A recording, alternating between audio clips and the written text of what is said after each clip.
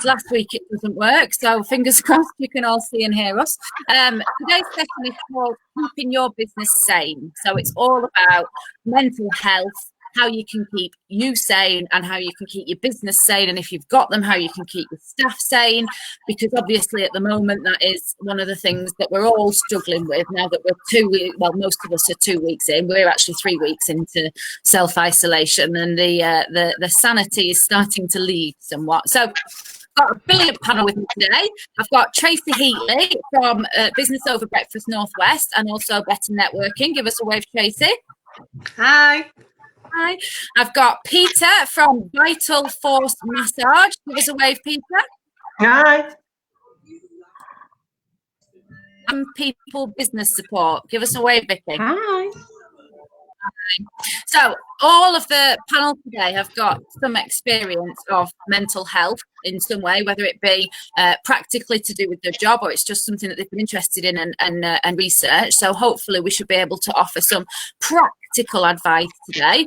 I did say in my post, if anybody saw that, but we're not trying to add more pressure on anybody here. The aim of this is not to try and teach you to be more perfect, because we're fully aware there's plenty of things circulating on social media that are giving you even more pressure to be the perfect parent or the perfect boss or the perfect wife. We're not trying to do that. We're just trying to offer some really, really practical support and acknowledge that everybody's kind of suffering. Everybody's feeling a little bit in the same boat. And what can we do to help each other? So first of all, I'm going to go round and tell me about what you do in your business and also what your experience is of mental health and why you're interested in it. I'm going to start with you, Tracy. Go and get off now. He's got two children at the moment. Yeah. So there might be interruptions, but so sorry, Tracy, go ahead. Me. You. Sorry. Hi, I'm Tracy Heatley. So I've been running networking groups for nearly 13 years, and I train people in networking and communications. And I think what's important now is the way we communicate with ourselves more than anything else. I think the internal language that we use makes a massive difference. I'm also an NLP master practitioner, and I have been for about 12 years now. So I'm just utilising all those skills. But, you know, sometimes it's just going back to basics of what's important. So for a long period of time, I wrote down every morning 10 things that I was grateful for. And then sometimes you get out of those habits and I think going back to them. So if you write down the things that you're grateful for, it drives it home. Actually, it's the little things that don't cost anything that are most important. That definitely helps mindset. And also realising that you're just going to make changes. You know, a couple of weeks ago, and you'll know this, Rachel, we had a Zoom call, didn't we? And our businesses were impacted at the same time and thinking, what on earth can I do? And it's just about doing things differently. I know you were talking before about doing stuff online. I'm going to have to readdress everything. So we're doing online network meetings. That helps, keeps me sane, because part of the reason I love what I do is because I like to be with other people. And to not be able to do that is very, very difficult. So if whatever you're doing, whether it's like a structured networking group like mine or open networking, whatever it is, I'm finding that. And I've been joining in on other people's networking, open networking forums as well.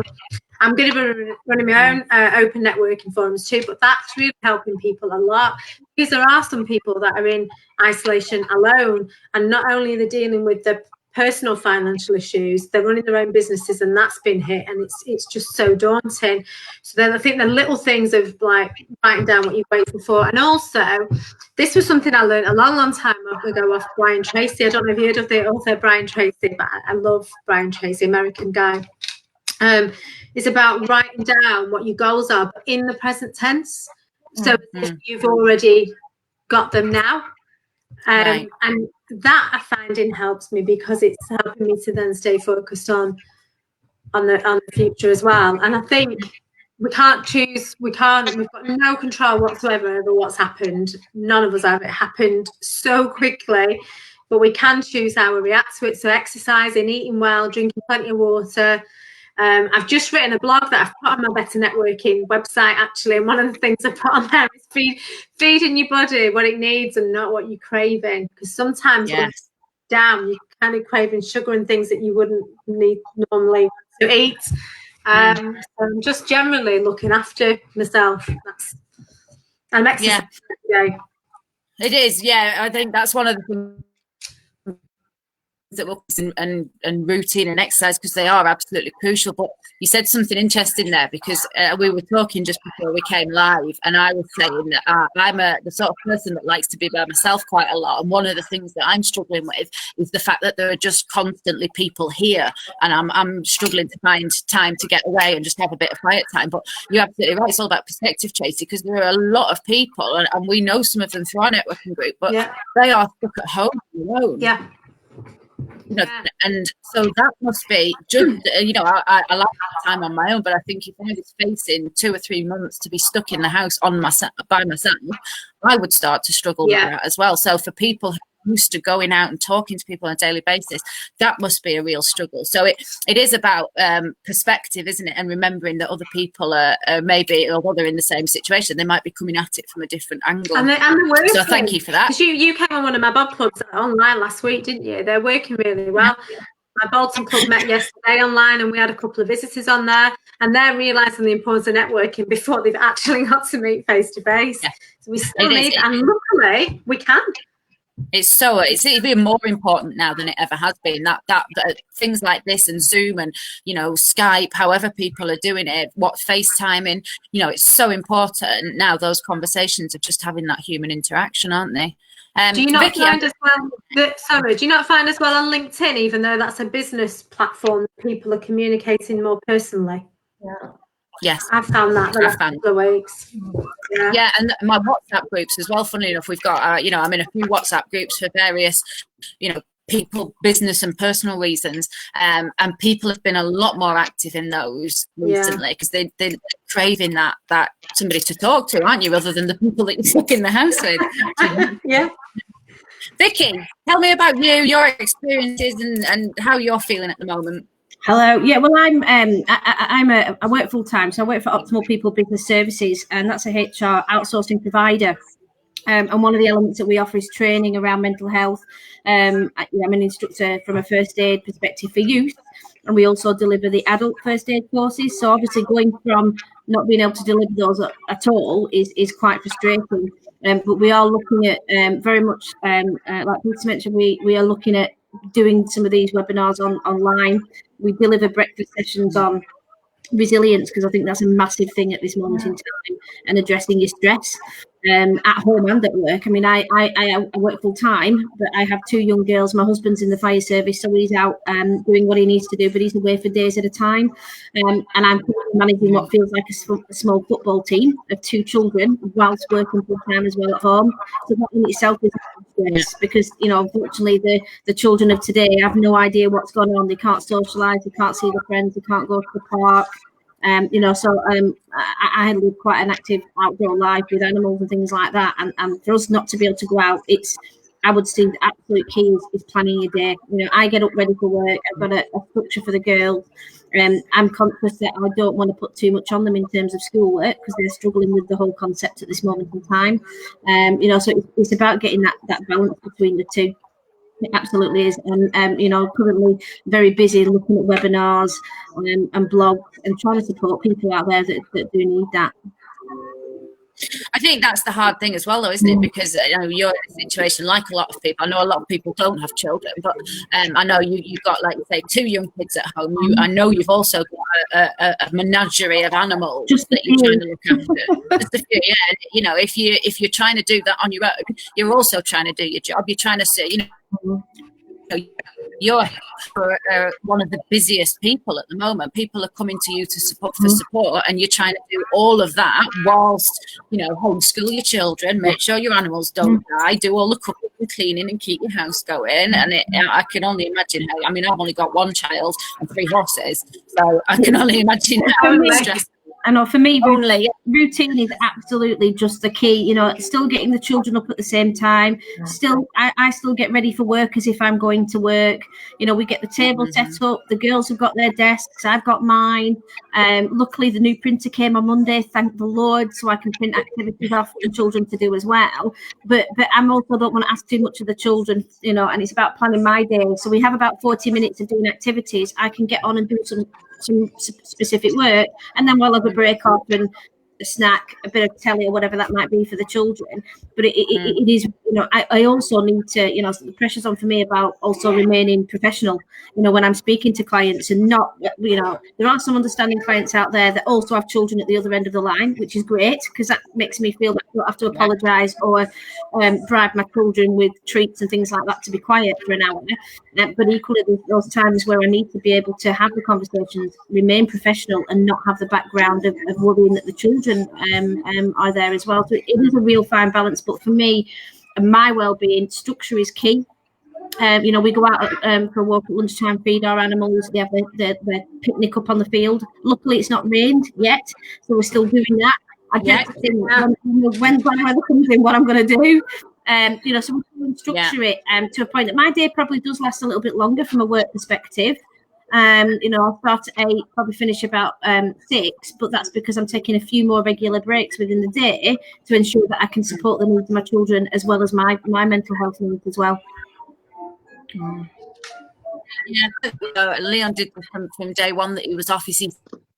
That is mirrored the school day, so that his break times were at the same time, his lunch times at the same time. I did get told off on the first day because I had to go to the toilet and it wasn't during a designated break time. So we did. So I now have to go to the loo at the set times. But that is, like you say, that for the mental health of the children, and I don't want to stray too much into this because this is supposed to be for business people, not children, but for their mental health, that structure is so important because, like you say, all of a sudden the routine and you know, structures of their lives have been taken off them. And whilst at first, you know, Leon, he thought it was brilliant, he suddenly realised about a week and a half in that lockdown meant he couldn't go to the shop and he couldn't go to his favourite takeaway, and it suddenly dawned on him, and he had a real kind of struggle at that point. And it is, you know, that at first all the children are going, yeah, we'd have to go to school, but actually when you break that down, you know, it's a long time without seeing their friends, without having any routine, with not going to school. You know,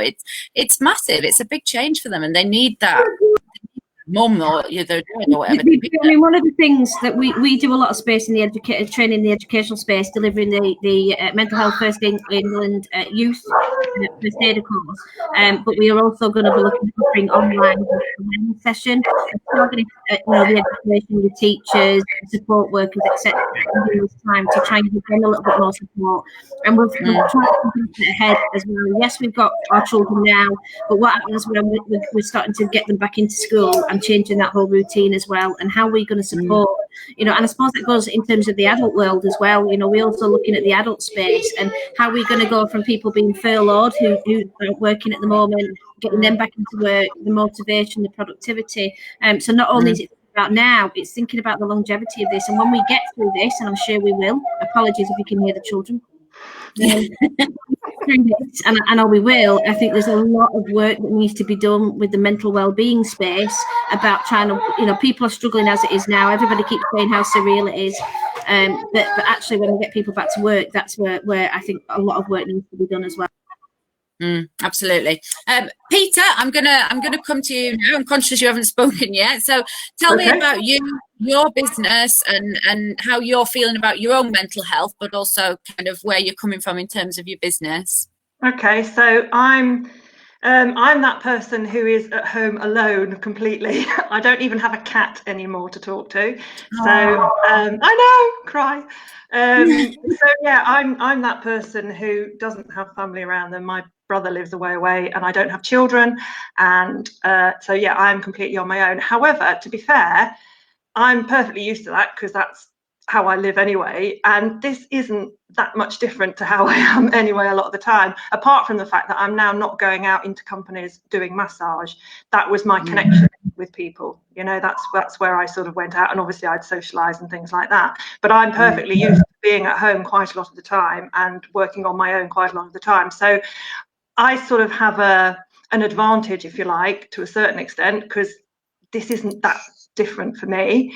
However, all my business has gone completely, obviously, because I'm now not going into companies anymore. There's, it's all been put on hold.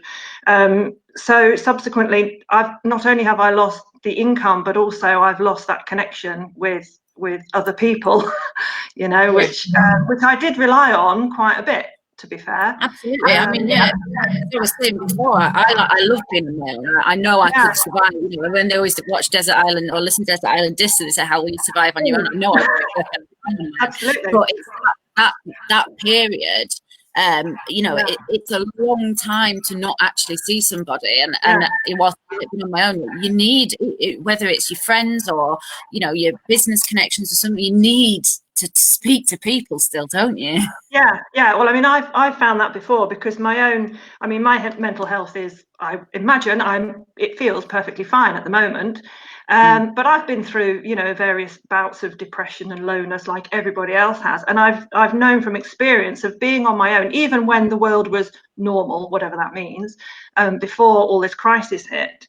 When I was on my own and feeling low, I could spend 2 or 3 days and not really leave the flat, not really go out, not really talk to anyone, not really see anyone. And the longer I did that, the less I actually wanted to go out, the less I wanted to speak to someone. And then if someone did call, I'd look at my phone and think, don't know, will I answer that?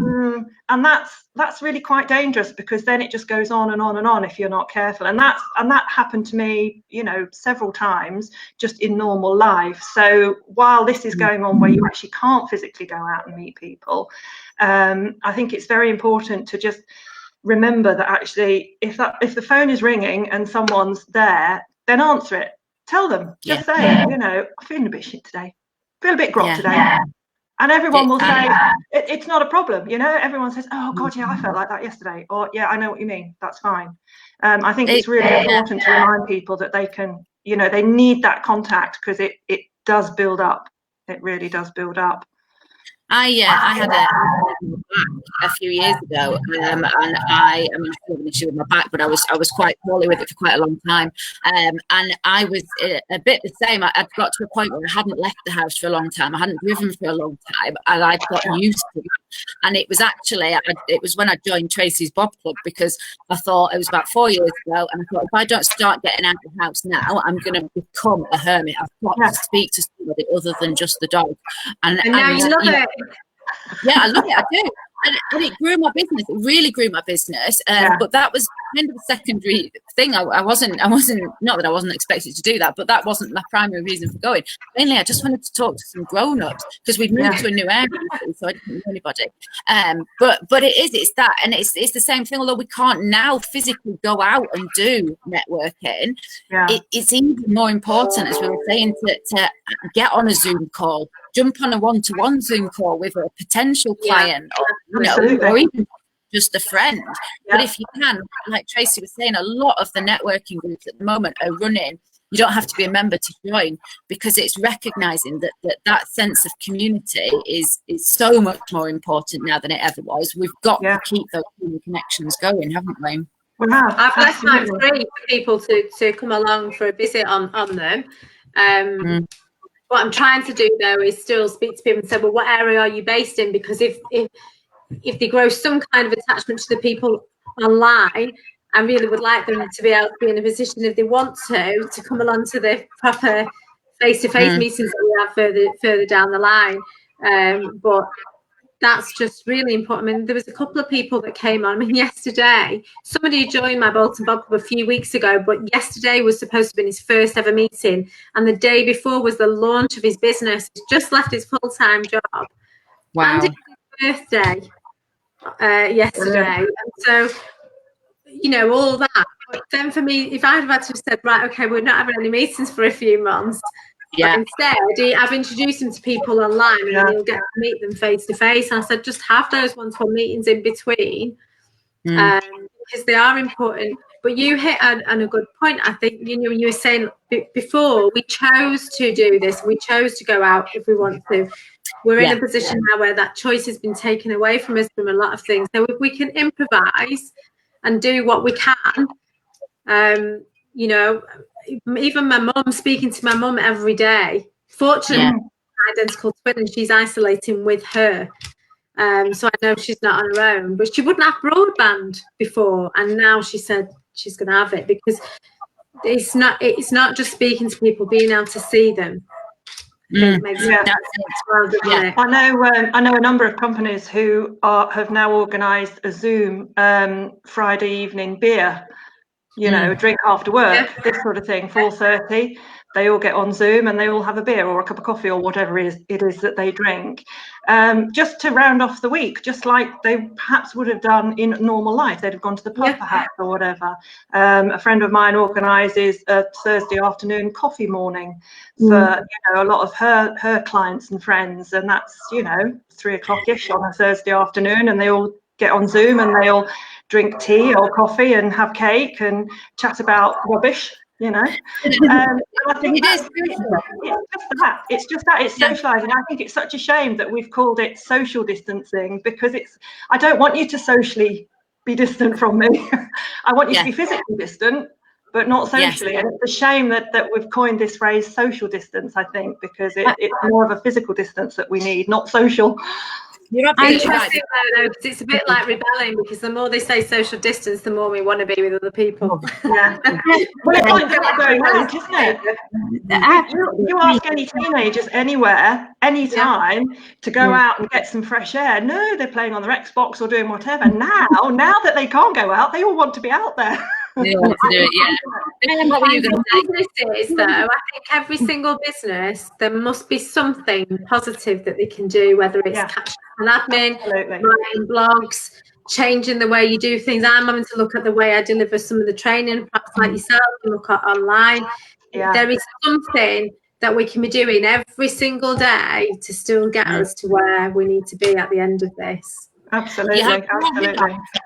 You've brought me on to the next point that I wanted to make, actually, which is what are the most important things at the moment that you think businesses can be doing? So businesses are, I know I've got staff and they've been furloughed. So some of them have been furloughed, some of them are still working.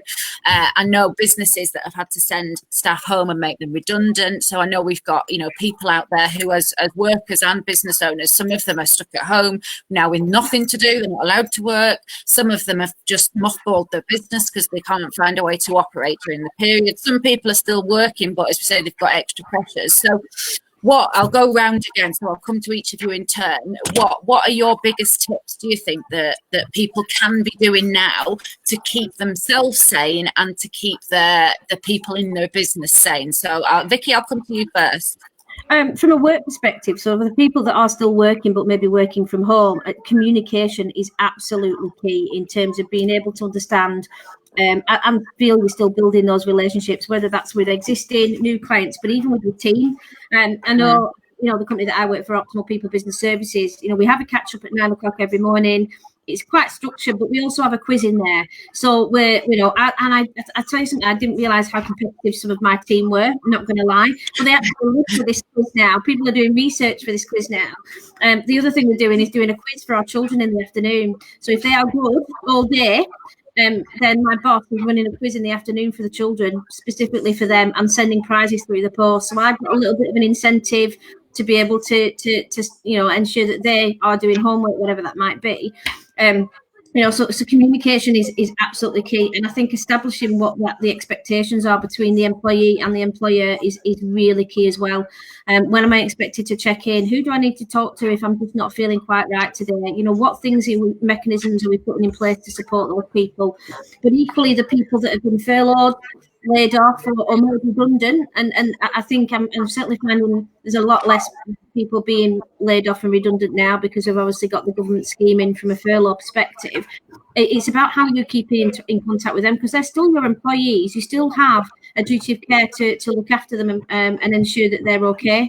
Some of the things we've been doing with some of the clients that we support, is having a look at what provisions they have in place in terms of policies and processes about supporting people, who to contact, what local organisations are out there at this moment in time, to be able to give them that interaction. Because I think certainly what I'm finding is people are being, and it's down to your point, Peter, more socially active now that we can't actually physically see each other. I've never had such a busy, like my children had a busy life than me. But my social life now, I've got people wanting Zoom calls in the evening, catch-ups, glasses of wine with friends, clients having catch-ups. You know, I'm a member of the BNI, so we have a social house party the other night, which was slightly interesting. One thing that I would certainly say is for the people that aren't au fait with technology, it's about making sure we put something in place to support them actually logging onto the internet. Some people haven't even done that before. How to use Zoom, how to use Skype or Teams, because actually it can be quite isolating if you don't have those tools. So to be able to provide those tools and that training is vital to be able to keep people connected and continue with that social. I don't know what the word is, because it's certainly not social distancing, but it's, you know, I think I'm finding that I'm more social now than I ever was. Which I think as well, yeah, you're right. I mean, talking about kind of tools and tips that we've used I know I said before about our WhatsApp groups getting more busier than they were, but there's just a lot more social in there. We have a Grow Traffic WhatsApp group, which beforehand, you know, obviously it was full of things like who's going to write this blog for this client, but there was quite a lot of silliness in it. But there's become quite a lot more silliness in it, because that's what people are needing at the moment. Back to that social interaction. You know, we're putting songs in there to cheer each other up, and silly videos and articles that we think each other will like, to the point that Simon, who works for us, is now complaining because he keeps saying, I keep missing all the work messages amongst all the social messages. So I think we do need to find a balance. But you're right, you know, people have never used these tools before. All these tools have been there, but they've been on the periphery because they've never had to use them, because they've been in an office together, or, you know, they've been working in the traditional way that the world of work has worked. And all of a sudden now, we've all moved online, we've become digital, but we've got to remember, you know, the young people, they're absolutely fine. People of kind of our generation and younger, that this comes second nature to them. But people who are slightly older, or especially people who are retired and things, you know, they're the ones that are going to need the help and support. So I think it's up to, you know, as a manager, my main concerns is that I've got to make sure that all of my team have equal access to this and are connecting with it. And, you know, even the ones that are furloughed, we've got to be, you know, keeping in touch and keeping the training going and the connection going and the conversations going. Even though they can't do anything for work, they've still got it's my responsibility to make sure everybody's okay, isn't it? Tracy, how are you doing? What are your kind of main tips for keeping you sane? And I know you've furloughed some of your staff as well, haven't you? So what are you doing in your business? Yeah, which was made me really sad, but it's also making me really appreciate what they do, because I'm having to retrain myself on things I taught them to do. And do some of those things for myself. But I did, and I found that heartbreaking. You know, I was in tears. It was just an awful thing to have to do. But the first week, I wasn't running any online networking meetings. I was getting up early every morning and training, so I was still getting up early in the morning. But I found doing the online Bob Club meetings every morning, that really helps me. Even though I'm doing it to help my members and keep my members together, it's actually really, really helping me, and find it really motivational. And it gives me hope as well that actually things could be even better than they were before. It's going to, I recognise it's going to be 6 to 9 months after this is over before, you know, things get back to normality. And what will that be? We don't know what normality is going to be, do we? It's going to be different.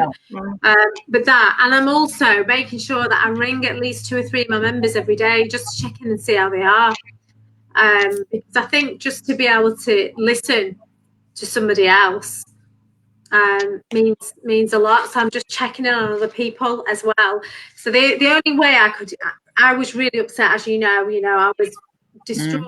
I've been building this business, my networking groups have been building for 13 years nearly, and then to go to nothing, I think, well, what's the worst that can happen? If I get my head around what's the worst that can happen, then I can cope with anything. And the worst that can happen is I've got to go back to basics. I've done it before. I'll do it again. So I'm actually feeling really, really motivated. What's going to be difficult is feeling like I've got my wings clipped because I want to get out there. So the online is helping, but I'm also hearing a lot of businesses say, and you know, I do my business radio show as well.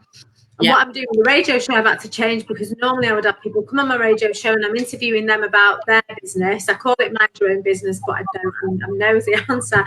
But I changed that, and all I'm doing is I'm in the studio on my own, and then I'm phoning people and speaking to them on the phone, and it's all about advice and tips for other businesses.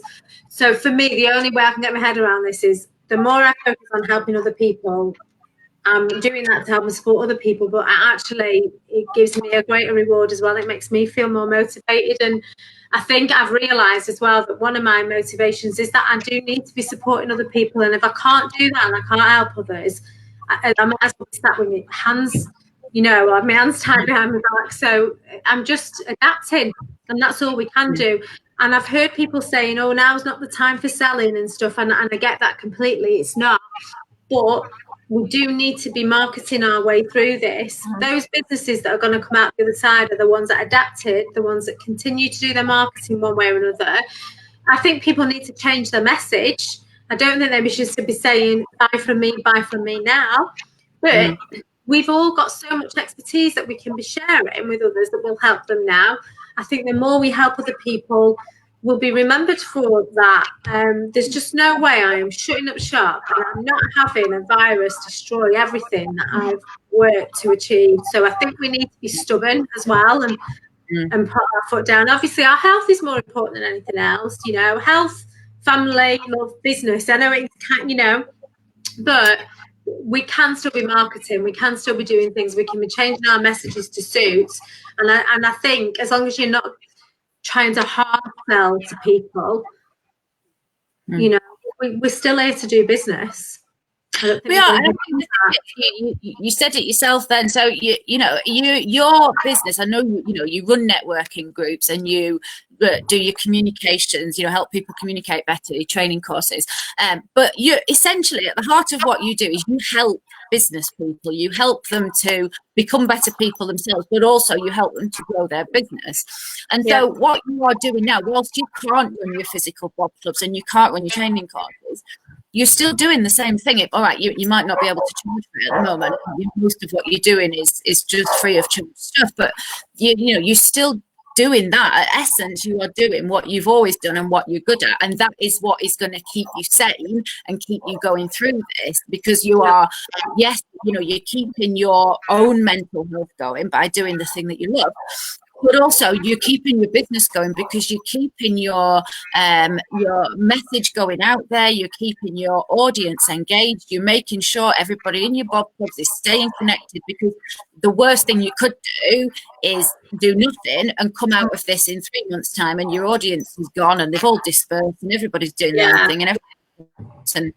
And so yes, like you say, you feel like you're being useful. You feel like you're doing it, but what you're doing is the most sensible thing that you could do, and the only thing that you could do, by keeping everything going, I think. Yeah. I'm going to come to you. How are you dealing with kind of the? I know you don't have a team per se, but what are you doing to keep your own mental health going, and what are you doing to keep your business going so that you have something there at the end to come out of as well? Yeah, well, I try to look after myself anyway, so I'm out exercising every morning. Although I didn't this morning because I had an earlier meeting, so I haven't had my fresh air yet, and I haven't been out, so that's probably why I feel a bit niggly at the moment. But that'll come later. But yeah, I'm finding, I think it was Vicky said, a bit of routine. I think we all need a bit of routine, not necessarily as strict as it would be if you were having to get up and catch a bus or a train or something. But I think we all need that little bit of routine. It's very easy to stay in bed if you don't have to get up. It's very easy to finish at 3 o'clock if you fancy it or whatever, which is fine occasionally. That's really good. But I think we all need a little bit of routine, and that's what's helped me is knowing that there is a light at the end of the tunnel. We are going to come back out of this, and when I come back out of it, I want I want to sort of emerge from my cocoon as this glorious butterfly that takes off, you know, in all beautiful color, and I'm fit and healthy, and I've lost the weight that I want to lose, and that I feel great, and that my business is thriving, and that I've changed direction because I've had to and I've wanted to. And so that's sort of motivating me. I'm seeing this as a great opportunity for my business to change, get away from doing so much hands-on stuff to doing a bit more online stuff. So this is perfect for me almost. It's, you know, I'm having to do it. I'm being forced to do it. So I think that's a very good point there. A lot of this is, and I know it's really easy to say, you know, when you're in a good mental health place, to say like, oh, it's all about having a positive attitude. And I know when you're really struggling with your mental health, that's a really patronizing thing to hear. But I think a lot of this is about how we look at it at the moment. And like you say, this has pushed a lot of people to change things, but really it was things that needed to happen anyway. And I think if we look at it as an opportunity rather than a restriction, that we much better a chance of, like you say, coming out of it better off, don't we? We always, sorry, to that point, we always sort of have a conversation about if I only had time to, you know, I can't think I can't plan because I've got too much to do today. You know, I think as it stands, you know, a positive here. Okay, sorry. A positive here is that, sorry, lady, they're arguing over a coffee crisp.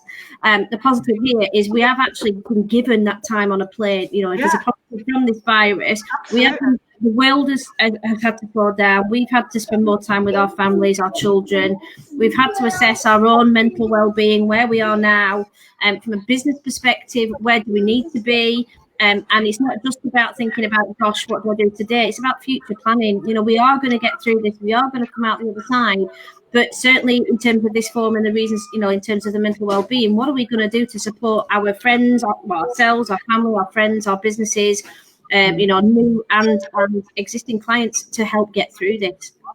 Yeah, I must admit, I same as Tracy. Tracy said she one of the things she asked herself is, what's the worst can happen? Now that's one of my favorite phrases that I ask myself whenever anything happens, whenever I face a crossroads or a difficulty, or I don't know which way to go, or I'm overwhelmed or something. I just sit back and think, well, what is the worst that can happen?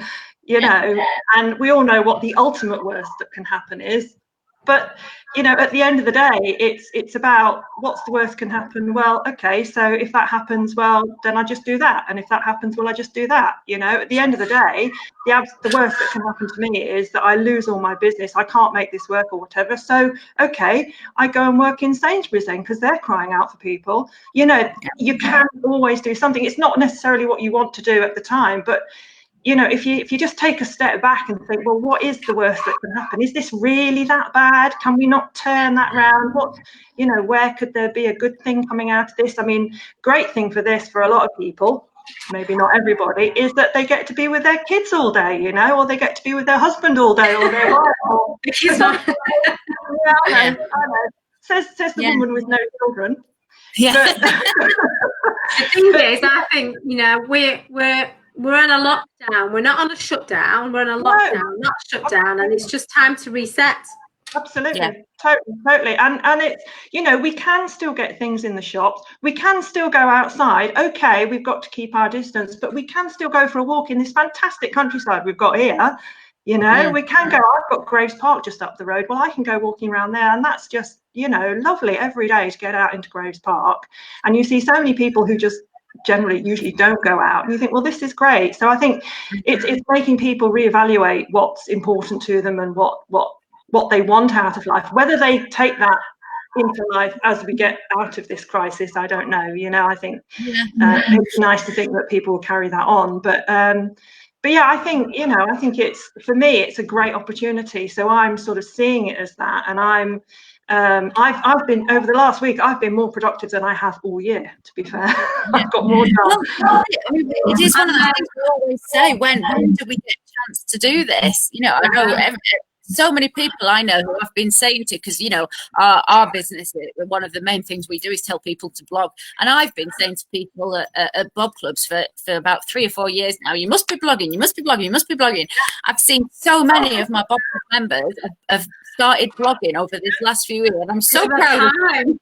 Yeah. What I've just said then about we're on what did I say then? I can't remember what I said. Oh, we're on a lockdown, not a shutdown. I'm going to use that for another blog. That's going to be the title of my next one. They are, it is, and it's a great opportunity to focus on your business, to look at where it's going, to do all those things, you know, tidy your website up, tidy your social media profile up, all the, you know, put some photos on your Google My Business, all the things that you never get around to doing. And we're just as guilty of that with our business as anybody else's. You know, it's like cobbler's shoes. We're so busy doing our clients' websites and profiles that we never get around to our own. So having the chance to do all of that stuff is, and I mean, even if you're on furlough and you're not allowed to do things for your business, do the really practical things that you've been, like if you've been meaning to clean out your under the stairs cupboard for ages. I know it, you know, but it gives you that sense of achievement. You spend an afternoon doing something, you have a clear out, you do feel better at the end of it. There's also a lot from a personal development perspective now. If people are wanting to think about changing careers or doing, there's quite a lot of things out there at the moment. I think I saw something on Facebook, you know, four weeks free course on social media, and you get a diploma at the end of it. You know, so for those people that are furloughed, this is an opportunity for them to actually go out and find opportunities. You know, if you've ever wanted to learn sign language, if you want to know more about mental health awareness or anything like that, there is so much out there. It's more than time. And on a personal level as well, like you were saying, Rachel, one of the things that I say to a lot of my clients is, you know, the usual: drink more water, check what you're eating, blah, blah, blah, all that sort of stuff. And you hear time and time again, I haven't got time to go to the gym, I haven't got time to cook. Well, now perhaps you have got time, you know, so perhaps enjoy that then. So now you can make a meal from scratch rather than shoving something in the oven from the freezer or something in the microwave. Maybe now, you can actually put something on the stove and cook it, because you can sit and do your work and you can keep your eye on that at the same time. So it's an opportunity for you to actually really grow personally and to really enjoy the fundamental things that we've sort of seemed to have forgotten, you know. You're absolutely right. And there's so many people at the moment offering things like that for free. I know, you know, Jamie Oliver's doing his daily little broadcast, isn't he? Teaching you how to cook. You know, I know Nikki, what's his name? Nikki, the hairdresser. He was doing free sessions teaching people how to cut their hair. You know, you could almost learn anything you wanted to do at this time. And even if you don't use it as a kind of, right, you know, I've got to use this period to make myself better, because again, we don't want to be putting pressure on people. But even if you just have that as your hour a day away from the kids or the dog or your desk or whatever, you know, you just have an hour and you watch somebody's video and you learn a bit of a new skill. You feel, again, it's just feeling like you've used your time wisely. Because one of the things that we have touched on briefly, and I do want to come back to, is that, you know, sticking to your routine and getting out of the house. Because I know personally, I very, very rarely have duvet days. I'm too much of an active, busy person to do anything like that. But I know if I have a day where I sit inside and I don't get dressed properly and I wrap myself in a blanket and I watch TV, by the end of the day, I feel ill and I feel like I've wasted all of that time. You know, if you do that day after day after day, where you're not making the effort and you're not getting up and you're not showering as much or whatever, you will start to feel down and you'll start to feel depressed. And again, it sounds like one of those glib, easy things to say, doesn't it? Like, oh, you know, get up and get out there, but you really will feel better sticking to your routine. Still get up in the morning, get dressed into proper clothes, have a shower and brush your hair, you know, eat proper food, make sure you go out, even if it's just half an hour for a quick walk on your lunch break. Get out. You know, those of us that have got land and we've got the moors, the East Lancashire moors near us, so you know we have an expanse of countryside that we can get into, and I recognise that we are incredibly lucky for having that. But even if you haven't got, you know, vast quantities of open space, just going for a walk around the block, as long as you keep your distance from people and don't talk to people. So I think, we should never underestimate the importance of doing that, you know, sticking to your routine and getting out, even if you don't take it to new extremes and think like, right, well, I've got to start a new exercise regime and I've got to cut out carbs. And even if you don't do it, just keep going with the things that you were doing is important, isn't it? The other thing is as well is this is not forever. We don't know when the end date's going to be, but it is going to end. It's not going to be forever. So we can get back to. But what you were saying about a duvet day, I never ever do that. But one of the things that I really love to do is take some time out and chill my boots for a bit and rest. So at some point I might do that. I might have a day off, but even though I don't want to. Yeah, I don't think I could, in a million years, I could picture you having a do. Tracy is the sort of person who gets up at 5 o'clock in the morning every morning, smiley and ready to go. But again, it's having a change is as good as a rest. So if you are constantly on the go, then maybe do. It's I think that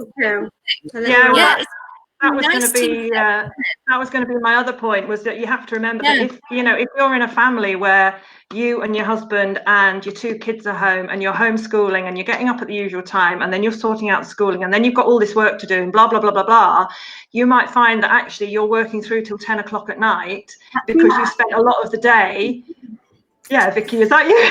Because you spent a lot of the day schooling and doing this, that, and the other, and cooking and what have you. So you have to remember that you need a cut-off time as well. It's not just all work. You've got to remember that. I mean, I know so many people again who it gets to 4 o'clock in the afternoon and they haven't been for a wee, they haven't had a glass of water, they've hardly eaten anything to eat, and it's like that's going from one extreme to the other. Need that balance. You really need that balance.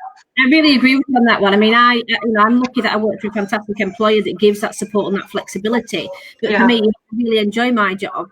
And there are many nights that, and there's a little bit about me thinking I'm still managing the kids, still doing my job, but I still want to be able to do it and give that little bit more because that's what my employer is giving me. But my employer's been very, really clear and really supportive, which is we all need to have a cut-off point, and you need to look at what that is, because we don't want those days. I'm up at the crack of dawn, I've got all the animals I feed, then I've got the kids, I'm working full time. And you've got to make sure you look after yourself, because actually you could find that you are in a situation where you're doing more than you used to. And it is about that check-in. I mean, I'm lucky that I've got a really supportive employer, that check in, manage, we've got, all those things that go with it. We're really communicative in terms of where we are and what we've got on. So I couldn't ask for any more, but I would be worried that some businesses out there, don't necessarily have that same approach. Yeah, and I think we are coming up to the end, so I am going to take some questions in a minute, but it does just come back to be nice to yourself and give yourself a break. I know when I used to work at home full time, people used to say to me, "Oh, how do you find the motivation to work from home? How do you make yourself do it?" My problem was always stopping myself, and when we were at the office, I had that cut-off point because I would leave the office and I would come home and that would be done for the day. Whereas again, I'm slipping back now into I sit down and you just pick your laptop up again, because it's not a computer on a desk. I just my laptop here, I'm sitting watching telly, I think I'll just answer that email, I'll just post that thing on social media, and 3 hours later I've started working again and I've been back into it. So it's back to that, stick to a routine and have a clear division between your working day and your home life, so that you do switch off, because it is so easy to just keep going and never stop. Easter holidays are coming up, so think that the kids will have some time off over Easter. You have just led me on one of the questions that we had. I'm leading you in. It was from Jamie, and Jamie said, what are we going to do? I know this is only relevant to those of us with children, but are you planning, Vicky, on keeping this routine going through the Easter holidays, or are you going to take time off over that long weekend?